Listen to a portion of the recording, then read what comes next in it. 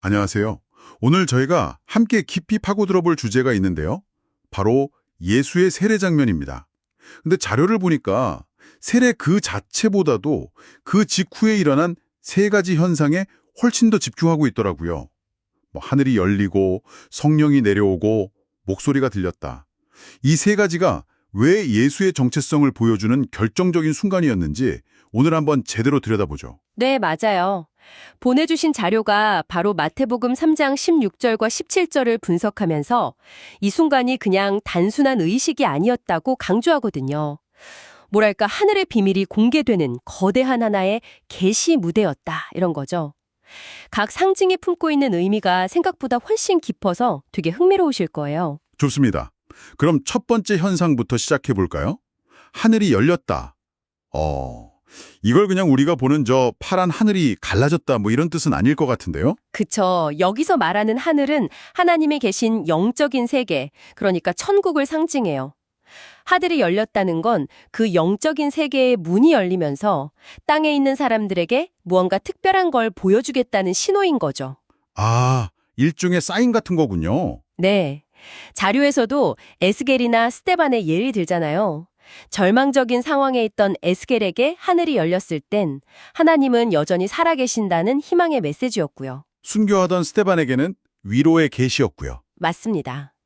그러니까 예수의 세례 때 하늘이 열린 것도 이제 예수를 통해 뭔가 엄청난 비밀이 공개될 거라는 일종의 예고편이었던 셈입니다. 아, 그렇게 열린 하늘을 통해 무언가 나타났다는 거군요. 그게 바로 성령이었던 거죠. 정확해요. 자연스럽게 두 번째 현상으로 넘어가네요. 하나님의 성령이 비둘기같이 내려왔다고 하죠. 사실 성령은 눈에 보이지 않는 영인데 말이죠. 잠시만요. 보통 비둘기 하면 노아의 방주 이야기 때문에 평화의 상징이 제일 먼저 떠오르잖아요. 근데 자료에서는 그것보다 더 중요한 의미를 먼저 짚더라고요. 네, 바로 그 점이 핵심이에요. 물론 평화의 상징도 맞는데요. 당시 유대 문화에서 비둘기는 제물로도 쓰일 만큼 순결함, 이 깨끗함의 상징성이 훨씬 강했어요. 아, 순결함이요? 네, 즉 성령이 비둘기처럼 임했다는 건 먼저 예수가 죄 없이 순결하신 분이라는 걸 증명하는 거예요. 그리고 그 순결함을 바탕으로 하나님과 인간 사이의 깨어진 관계를 회복시키는, 즉 화해와 평화의 사역을 할 것이라는 의미가 그 뒤에 따라오는 거고요. 순서가 중요한 거죠. 와, 그건 진짜 새로운 관점이네요. 순결함이 먼저 있어야 진정한 평화가 가능하다, 이런 의미로 들리는데요. 자, 그럼 하늘이 열려서 신적인 세계를 보여주고 순결과 평화의 상징인 성령이 내려오고 이제 마지막 클라이맥스가 남았네요. 하늘에서 들려온 음성. 네, 결정적인 한 방이죠. 이는 내 사랑하는 아들이요, 내 기뻐하는 자라.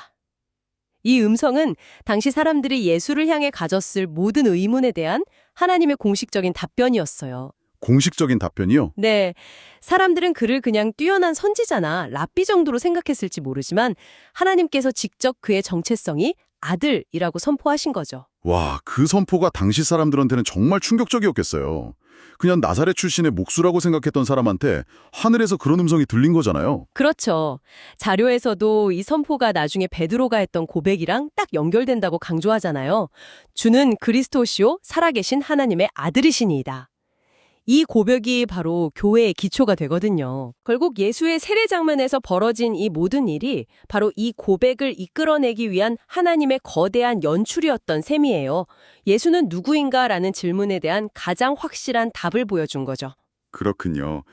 결국 하늘이 열리고 성령이 임하고 하나님의 음성이 들린 이 모든 현상이 예수는 바로 하나님의 아들이다라는 단 하나의 메시지를 향하고 있었네요. 여기서 자료는 한 걸음 더 나아가서 이 이야기가 오늘 우리에게 어떤 의미인지 질문을 던지는 것 같아요. 네, 갈라디아서 3장 26절을 인용하면서 중요한 점을 짚어줘요.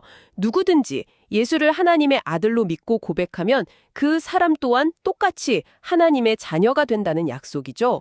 하나님의 아들을 보내신 이유가 바로 잃어버린 자녀들을 되찾기 위함이었다는 거고요. 결국 예수의 정체성 선포가 곧 우리의 새로운 정체성에 대한 초대장이 되는 셈이군요.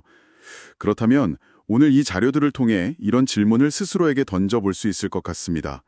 하나님이 예수를 향해 이는 제 기뻐하는 자라 라고 말씀하셨다면 오늘을 살아가는 우리가 하나님의 기쁨이 되는 자녀로 산다는 건 과연 어떤 모습일까요? 이 질문을 마음에 품고 한번 생각해 보시는 것도 좋겠습니다.